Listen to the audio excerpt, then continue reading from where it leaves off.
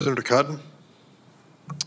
Director Peters, the Inspector General noted in his statement for today's hearing that solving the Bureau's staffing shortage is, quote, one of the building blocks to begin to address the chronic challenges facing the BOP. He also said that significant staffing shortages have had a, quote, cascading effect on your Bureau's facilities. When you testified 6 months ago, I asked you how many correctional officer positions were filled. You didn't have an answer at the time. Last month, you did an interview with 60 Minutes. You also didn't have an answer. Do you have an answer today for how many correctional officers you currently have on payroll? Yes, Senator. We have almost 40,000 authorized positions across the organization, and 14,899 of those are correctional officers. We are going to 100% fund those positions. They are only 82% filled at this time.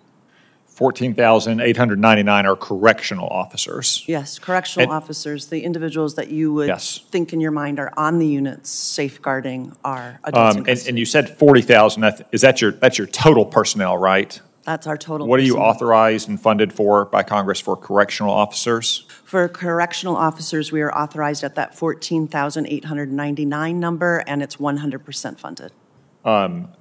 Are you sure you're not authorized around about 20,000? 20,000 is the correctional officer series position. That's 20,466. That includes correctional officers, lieutenant, correctional services officers, which are in our receiving and discharging unit, and also that number includes correctional counselors. Okay. 14,899 is what you have today. Do you know what you had 6 months ago? No, Senator, I don't have that number. Do you know how many new officers have been hired over the last 6 months, new correctional officers? I know that we've made progress in the last year. We have moved our overall recruitment and retention from 87% last year to 90%.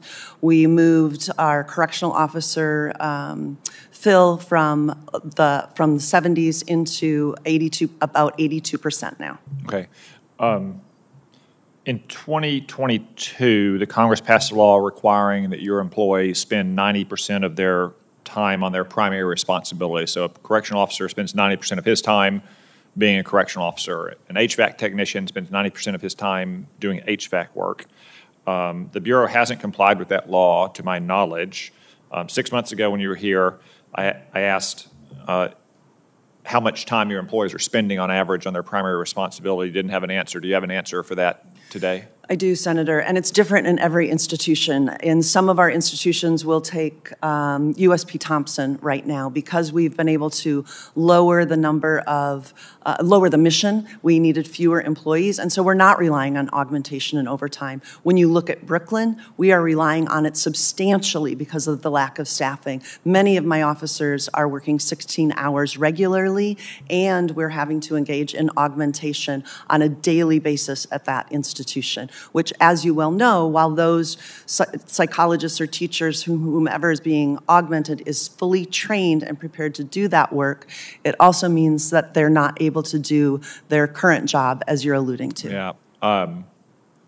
So I take your point that you could average across all of your facilities, but that average is not particularly meaningful because each facility is its own world, and a facility that is well balanced is going to have everyone doing 90% of their job, whether it's HVAC or teacher or counselor or correctional officer. Another facility might be unbalanced and rely heavily on augmentation and overtime. Is that right? That's correct, Senator. And in those facilities where we are fully staffed or more full staff, we've just given clear direction to those wardens to begin over-hiring so that if they're in an economy where we're actually able to bring in correctional officers, we'll hire them and then we'll TDY them to some of these other institutions that are in more dire straits. Okay. But based on your answer, I assume you know the answer on a facility-by-facility basis. You have that data available to you? That's correct, Senator. Is that data public in any of your published reports? I will have to check on that and see. If it is, please send us the link. If it's not, could we get that data for We will work with your committee? staff to see what we can share. Yes, Senator. I want to talk briefly about challenges staffing up. Your correctional officers start out at the GS5 salary level, making $48,000 a year. My understanding is they can top out at $74,000 a year. By contrast, Border Patrol officers can start as high as $68,000, and they can top out at $113,000, even without becoming a supervisor. Does the Bureau have trouble competing with the pay of other federal law enforcement agencies? It's great trouble competing with other law enforcement agencies. I'll pick on Brooklyn again. As we look at state corrections in New York, individuals can make 2 or 3 times more working for the New York City Corrections Department than the Federal Bureau of Prisons. So even after we issued a 35% retention bonus at Brooklyn, that allows someone after a few years to be making $90,000 a year. For state corrections in the same time period to be making about $130,000 a year. In the last major appropriations bill that Congress passed in December 2022, Congress asked the Bureau to consider increasing pay to match those other agencies and asked for a review to be submitted no later than last June. Has that review been submitted yet? Senator, I don't know. I can check. I will tell you that this year I was able to increase the base salary of correctional officers by $2,000. I didn't have the authority to go beyond that. Okay. Please do and get back to us. One final point, since you and Mr. Horowitz both raised it about contraband in prisons. I think like maybe the most dangerous kind of contraband in prisons is cell phones. Cell phones aren't going to kill anyone themselves, but they enable the commission of many other heinous crimes in prison. That's one reason why I've introduced the Cell Phone Jamming Reform Act, which would make it clear to state prisons that they can use targeted jamming to block cell phone signals in prison housing units.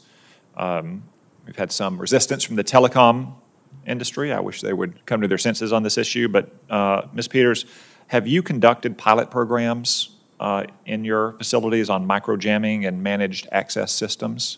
We have, Senator, at a variety of our institutions, both in terms of detection and jamming. Both prove very successful. What my employees are telling me is the detection versus the jamming is the most helpful, because then we can investigate, figure out who actually has it, who brought it in, and solve the greater flow of the contraband problem. Okay, and Mr. Horowitz, since you addressed the issue, would you like to make any comment on cell phones in prisons based on your work? Senator, couldn't agree more. I often say a cell phone in a prison is a deadly weapon. We investigated a murder for hire carried out on a federal correctional officer in Guaynabo, Puerto Rico, where the hit was put on by someone in the prison. And one of the things I've asked for, and I'd be happy to work with you, Senator, on this, smuggling a cell phone into a prison is a federal misdemeanor.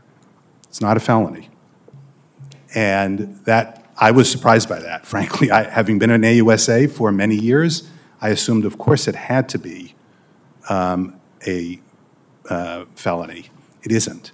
And what we've found, by the way, I'm going to tie contraband to sexual assault. As you know, we have a major problem with sexual assaults in prison, not just on female inmates, obviously on female inmates, but also on male inmates. And one of the things we found is that contraband is used to groom inmates. It's the way to gain favor by a correctional officer or BOP employee. It's not just correctional officer, BOP employee, to gain favor.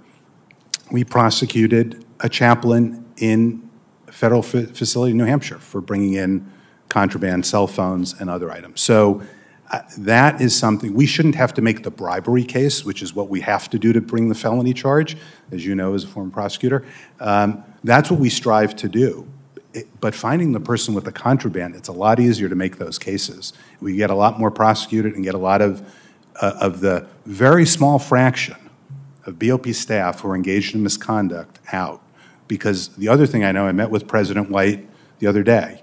I know this from my time as a prosecutor in New York, where I prosecuted some corrupt police officers. There is not a single BOP employee who wants to work next to a corrupt employee or a dangerous inmate, right, who's engaging in crimes. So we all have to focus on that. All right. Thank you both. Thank you. Thank you, Senator Cotton. I think there's some valuable suggestions for legislation, and I'm happy to work on a bipartisan basis to see if we can move some of those forward. I'd like to ask, be more specific.